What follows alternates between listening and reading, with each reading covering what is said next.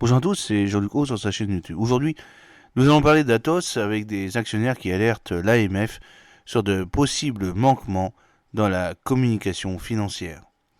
Dans un courrier daté du 13 novembre, l'Union pour la répartition des actionnaires d'Atos appelle le secrétaire général du gendarme financier à plus de fermeté. Une lettre a aussi été adressée à la haute autorité de l'audit. C'est une nouvelle épine dans le pied d'Atos. L'Union pour la répartition des actionnaires d'Atos, l'UPRA, a récemment fait part à l'autorité des marchés financiers, l'AMF, de forts soupçons de pratiques frauduleuses et d'abus de marché de la part du groupe informatique. Un courrier en ce sens a été adressé le 13 novembre par l'intermédiaire de Sophie Vermeil, avocate de l'UPRA, au secrétaire général du gendarme financier Sébastien Raspillet, accompagné d'un dossier de 350 pages étayant les accusations. En parallèle, un envoi similaire a été fait à la haute autorité de l'audit, l'H2A, le superviseur des commissaires aux comptes. La communication financière d'Atos et ses commissaires aux comptes, les cabinets Deloitte et Associés et Grant Thornton, sont particulièrement dans le collimateur de l'UPRA. Si l'association reconnaît que l'AMF est à l'origine de l'amélioration sensible de la communication du groupe informatique, elle estime néanmoins que la supervision exercée par le gendarme des marchés financiers reste insuffisante au regard de la gravité de la situation d'Atos. La persistance des manquements de la société, combinée à l'absence de mesures appropriées et suffisamment fermes, met en péril non seulement la situation des actionnaires particuliers d'Atos, mais également la confiance globale dans le marché financier français, écrit l'UPRA. Alors il y a des zones d'ombre persistantes. Sur la base des investigations, l'association dresse dans son courrier du 13 novembre toute une série de listes de possibles graves manquements à la réglementation. Selon elle, la non-conformité aux normes comptables en vigueur a entraîné la publication de comptes non sincères ne reflétant pas la situation financière réelle d'Atos. Sur ce volet, plusieurs manquements sont mis en exergue, et notamment pointé l'absence de dépréciation suffisante des écarts d'acquisition au bilan du groupe malgré l'effondrement de la génération de trésorerie d'Atos. Selon l'UPRA, cette dépréciation insuffisante a conduit à gonfler artificiellement les capitaux propres publiés, en particulier dans les comptes 2021 et 2022. Toujours selon l'association, par répercussion, la dépréciation a été enregistrée tardivement dans les comptes 2023. L'UPRA a volontairement chargé la barque de reproches, rappelant notamment le différend impliquant l'américain Syntel, racheté par le groupe informatique en 2018. Selon l'UPRA, malgré la gravité de ce litige, le rapport annuel 2023 d'Atos continue de présenter la situation de manière trompeuse, minimisant exagérément l'ampleur des risques financiers encourus.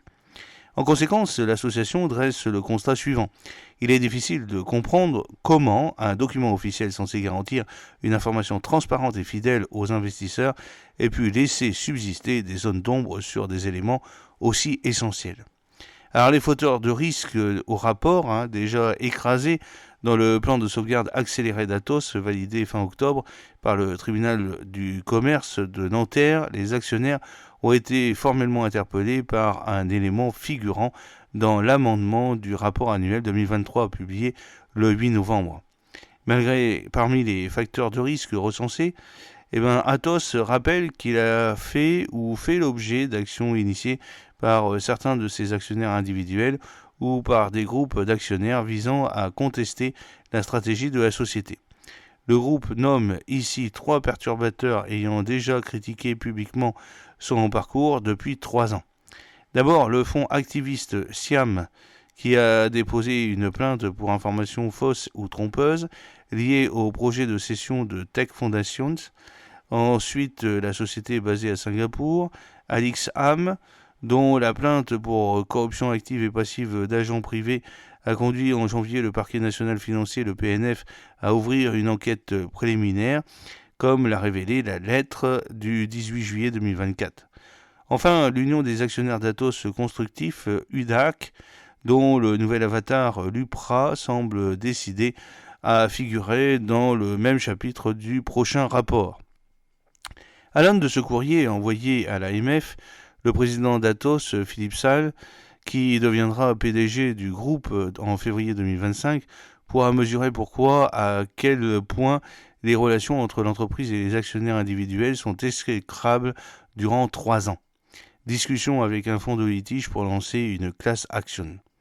L'UPRA prépare une action en demande de réparation contre Atos, là aussi assistée par Sophie Verveil du cabinet Vermeil & Co.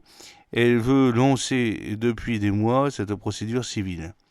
Elle négocie de pied ferme, en appui de son projet de class action à la française, l'entrée dans la procédure d'un fonds de litige.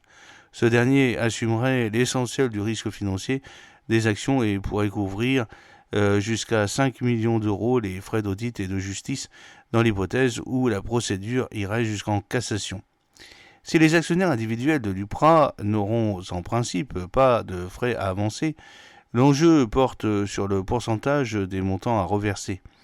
Différents frais sont à payer, audit, expertise, avocat, sachant qu'en cas de jugement favorable, les fonds de litige prélèvent au moins environ 30 à 40% du total des pénalités accordées par un juge.